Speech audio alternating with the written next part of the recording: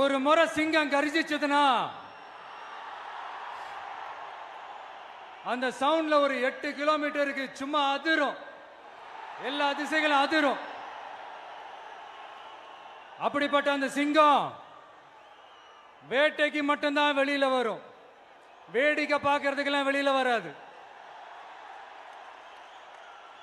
வேட்டையில கூட உயிரோடு இருக்கிற மிருகங்களை தான் வேட்டையாடும். அதுலயும் பெரும்பாலும் தன்னை விட பெரிய சைஸ் உள்ள மிருகங்களை தான் குறி வச்சு தாக்கும், ஜெயிக்கும். எவ்வளவு பசியில் இருந்தாலும் உயிர் இல்லாததை, கெட்டு போனதை தொட்டு கூட பார்க்காது. அப்படிப்பட்ட அந்த சிங்கம் அவ்வளவு ஈஸியா எதையும் தொடாது, தொட்டா விடாது. காட்டோட 4 பக்கமும் மார்க்கிங் மை டெரிட்டரின்னு தன்னுடைய பவுண்டரியை தானே வகுக்கும்.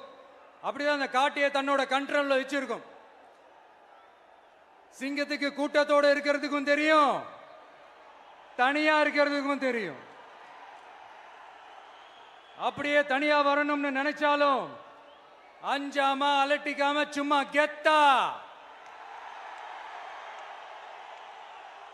தனியா வந்து அத்தனை பேருக்கும் தண்ணி காட்டும். எப்போ எதிலையும் தன்னோட தனித்தன்மையை இழக்கவே இழக்காது. Yes, a lion is always a lion.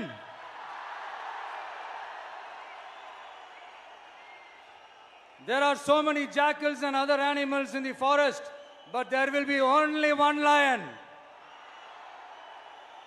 And even if it is single, it will be the king of jungle.